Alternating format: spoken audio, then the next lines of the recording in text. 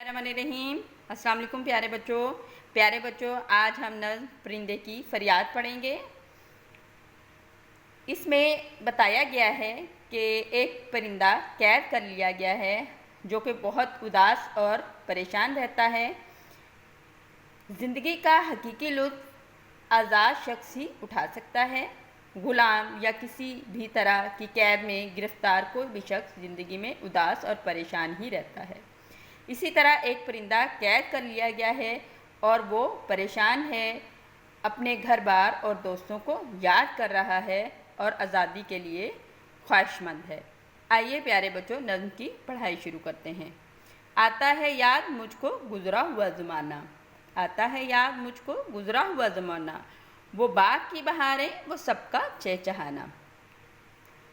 शायर अल्लामा इक़बाल नज़्म परिंदे की फरियाद में एक परिंदे के बारे में बयान करते हुए कहते हैं कि एक कैदी जो कैद कर लिया गया है वो अपना गुज़रा हुआ ज़माना याद कर रहा है। उसको गुज़रा हुआ ज़माना याद आ रहा है जब वो आसमान पर फ़िज़ाओं में उड़ता था और बाग की सैर को जाता था। वो अपने बाकी परिंदों को चाहता था। आज़ादियाँ कहाँ वो अब अपने घोंसले की, अपनी खुशी से आना, अपनी खुशी से जाना। परिंदा अपनी आज़ादी के दिनों को याद करके परेशान हो रहा है कि जब वो आज़ाद था तो अपनी खुशी से घूमता फिरता था और कहीं भी आ जा सकता था, लेकिन वो आज़ादियाँ नहीं रही अपनी खुशी से कहीं आ जा सके। कैदी यानी कैदी परिंदा बहुत उदास है और बहुत परेशान है।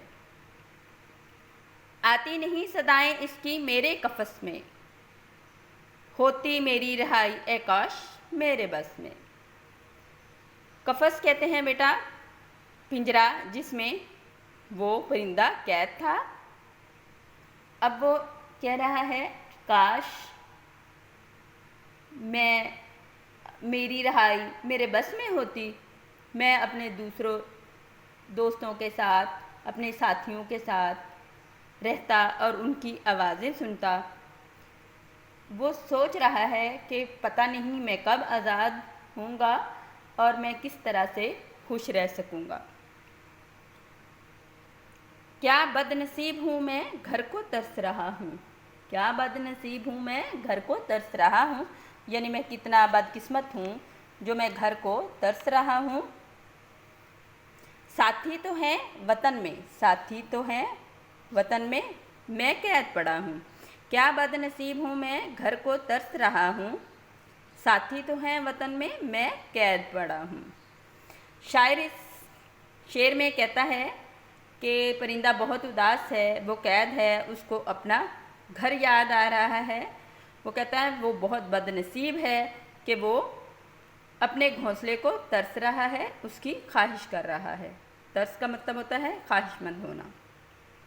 आई बहार कलियां फूलों की हंस रही हैं, मैं इस अंधेरे घर में किस्मत को रो रहा हूँ। वो बदनसीब है कि घोंसले में तरस रहा है। उसके दूसरे साथी घूम फिर रहे हैं और खुश हैं, बहार आ चुकी है और वो परेशान हैं। हर तरफ फूल ही फूल हैं, हर तरफ फूल खिल रहे हैं और वो कह रहा है कि मैं कैद खाने में पड़ा हूँ, अपनी किस्मत को कोस रहा हूँ, मैं इस बहार में भी अंधेरे पिंजरे में पड़ा हूँ। इस कैद का इलाही दुखड़ा किसे सुनाऊँ, डर है यही कफ़स में मैं गम से ना मर ना जाऊँ। इस कैद का इलाही दुखड़ा किसे सुनाऊँ, डर है यही कफ़स में मैं गम से मर ना जाऊँ।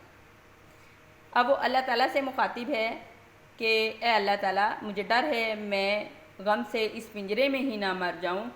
और फिर वो अपना दुख जो है वो अल्लाह ताला से बयान कर रहा है और उसको इस बात का डर है कि वो कहीं ऐसे ही कैद में ही रहते हुए मर ना जाए। आज़ाद मुझको कर दे ओ कैद करने वाले, आज़ाद मुझको कर दे ओ कैद करने वाले, मैं बेज़ुबां हूँ कैदी तू छोड़कर दुआ ले। शायर के मुताबिक परिंदा बहुत उदास है क्योंकि वो कैद में है और इसको ये बात समझ नहीं आ रही کہ وہ کس کو اپنے دل کی بات بتائے اور کس سے مدد مانگے جو اس کو کیسے رہائی دلا دے۔ وہ یہ سوچ کر بہت دکھی ہو رہا ہے، بہت اداس ہو رہا ہے، اس قید میں کہیں وہ غم سے مر نہ جائے۔ قیدی پرندہ فریاد کر رہا ہے کہ مجھے قید کرنے والے، تو مجھے آزاد کر دے، میں بھی اپنے وطن جا کر اپنے ساتھیوں کے ساتھ زندگی گزار سکوں۔